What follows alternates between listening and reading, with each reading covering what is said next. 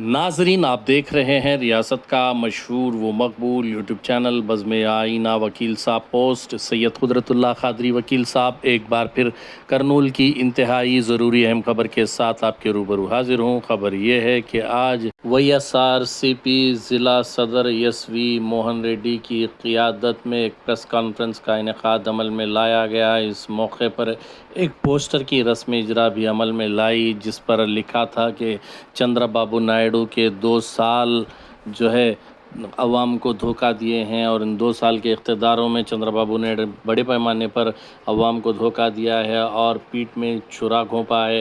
इस मौके पर SV मोहन रेड्डी ने बताया कि हमेशा तेलुगु देशम पार्टी ने अवाम के साथ धोखा दिया है।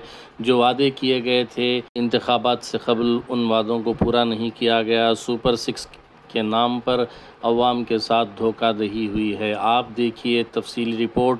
सैयद कुदरतुल्लाह क़ादरी वकील साहब को दीजिए इजाज़त। अगर आप हमारे चैनल को अब तक सब्सक्राइब नहीं किए हैं तो ज़रूर सब्सक्राइब करें, लाइक करें, शेयर करें, कमेंट करें, बेल बटन दबाना ना भूलें ताकि लेटेस्ट वीडियोस आप तक बआसानी से दस्तयाब हो सके। నమస్కారం. చంద్రబాబు నాయుడు గారు అధికారంలోకి వచ్చి 2 సంవత్సరాలు పూర్తయింది. ఆయన సూపర్ 6తో పాటు దాదాపుగా 200 హామీలు ఇవ్వడం జరిగింది. ఇంతవరకు సూపర్ 6లోనే చాలా హామీలు అమలు కాలేదు. అసలు సూపర్ 6 అనేది సూపర్ ఫాల్స్ అయిపోయింది. అది నిరుద్యోగులందరికీ నిరుద్యోగ భృతి ఇస్తా అన్నాడు. నిరుద్యోగ భృతి సూపర్ 6లో ఒకటి అటర్ ఫెయిల్. ₹1 లేదు. 2 సంవత్సరాలకు 72,000. ఏదైతే మహిళలకు ఒక్కొక్కరికి నెలకు ₹1,500 చొప్పున సంవత్సరానికి ₹18,000 18 సంవత్సరాలు దాటిన మహిళలందరికీ ఇస్తా అని చెప్పారు. అది సూపర్ 6లో ఒక భాగము. వాళ్లకు లేదు. నీకు 1,500, నీకు 1,500, నీకు 1,500 అని చెప్పాడు.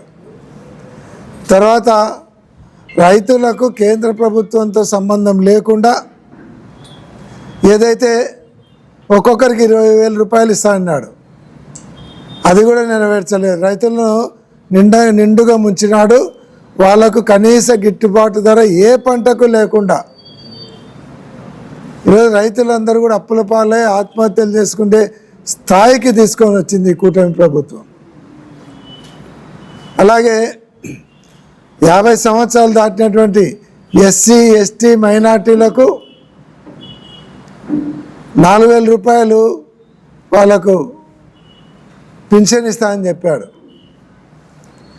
వాళ్ళకు ఒక్కొక్కరికి 4,000 అంటే ఇప్పుడు 2 సంవత్సరాలకు 96,000 అవుతుంది.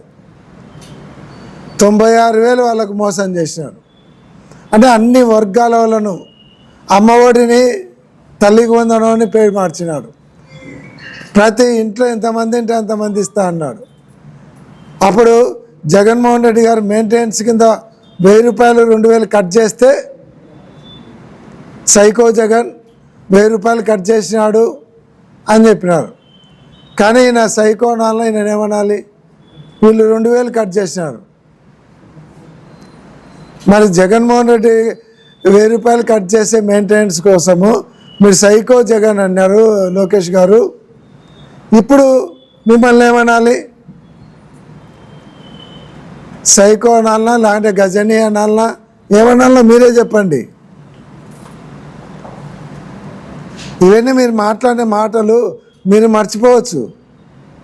ఇప్పుడు గూగుల్ కానీ సోషల్ మీడియాలో కానీ ఎవరు మర్చిపోవడంలే, నిమిషానికి వచ్చేది. ఇట్లా మహిళలకు మీకు సిలిండర్లు సంవత్సరానికి 3 సిలిండర్లు ఇస్తా ఉన్నారు. వాళ్ళకు 3 కాదు కదా, 2 సంవత్సరాలు కలిపి 6 సిలిండర్లు ఇవ్వాల్సి ఉంటే 2 సిలిండర్లు ఇచ్చి 4 సిలిండర్లు ఎగరగొట్టినాడు. ఆ రకంగా మోసం చేసినాడు. మహిళలకు ఉచిత బస్ అన్నారు. 16 బస్ సర్వీసులు ఉంటే దాంట్లో 4 మాత్రం పెట్టారు.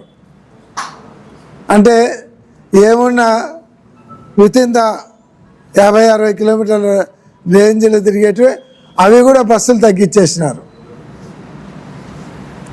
ఉచిత బస్ అని చెప్పి బస్సులు తగ్గించేసినారు. దానిలో క్లాసిఫికేషన్ కూడా మార్చినారు. అంటే వీళ్ళు ఎక్కితే టికెట్ కొనేలాగా. ఆ రకంగా వాళ్ళకు ఇచ్చినట్టే ఇచ్చి మోసం చేసినారు. ఇట్లా అన్నీ ఇంకా పెళ్ళి కానుక అన్నారు, షాదీ ముబారక్ అన్నాడు, తర్వాత ఏంటో చెప్పినాడు. మళ్ళా ఈ తోఫా ఇస్తా అన్నాడు, తోఫా మళ్ళీ ఇస్తా అన్నాడు. మా గవర్నమెంట్ ఇస్తే తోఫా ఇస్తామన్నారు. రంజాన్ తోఫా, బక్రీద్ తోఫా, సంక్రాంతి కానుక ఇస్తా అన్నాడు. అవి లేవు. కాబట్టి ఆయన చేసే మోసాలన్నిటికీ కూడా రేపు కార్యాచరణ ప్రకటించడం జరిగింది. పార్టీ 4వ తేదీన ఏదైతే నిరసన తెలిపి ఆయన మేనిఫెస్టో పేపర్లను తగలబెట్టడము, అలాగే 8వ తేదీ కానీ 9, 8 ఏదో ఒక రోజు వాళ్ళకు కన్వీనియంట్ రోజు జిల్లాలో రౌండ్ టేబుల్ సమావేశం ఏర్పాటు చేసి ఏదైతే ఇంటలెక్చువల్స్ ఉంటారో, దీంట్లో బాధితులు ఉంటారో, 18 సంవత్సరాలు దాటిన మహిళలు కావచ్చు, తర్వాత నిరుద్యోగులు, రైతులు, తర్వాత రిటైర్డ్ పీపుల్,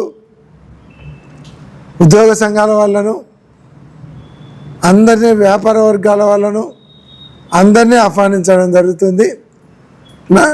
8వ తేదీ కానీ 9 కానీ ఆ రెండులలో జిల్లాలో అందరికీ ఆప్షన్, ప్రతి నియోజకవర్గంలో జరుగుతాయి అవి రౌండ్ టేబుల్ సమావేశాలు.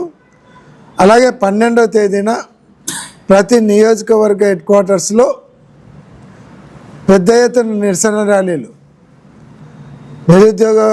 నిరుద్యోగ యువత, అలాగే మోసపోయినటువంటి మహిళలు, అలాగే సిలిండర్ రైతులను, అన్ని వర్గాల వారిని, ఏదైతే డిఎస్సిలో మోసపోయినటువంటి వాళ్ళను, అన్ని వర్గాల వారిని కలుపుకొని పెద్ద ఎత్తున ర్యాలీలు చేసి నిరసన కార్యక్రమం తెలియజేసి 2 సంవత్సరాల వైఫల్యాలను, 2 సంవత్సరాలలో వాళ్ళు ఇచ్చిన హామీలను నెరవేర్చకపోవడం ఒకటి వాళ్ళ వైఫల్యాలు ప్రజలకు తెలియజేసేలాగా ఎత్తి చూపడము కార్యక్రమం.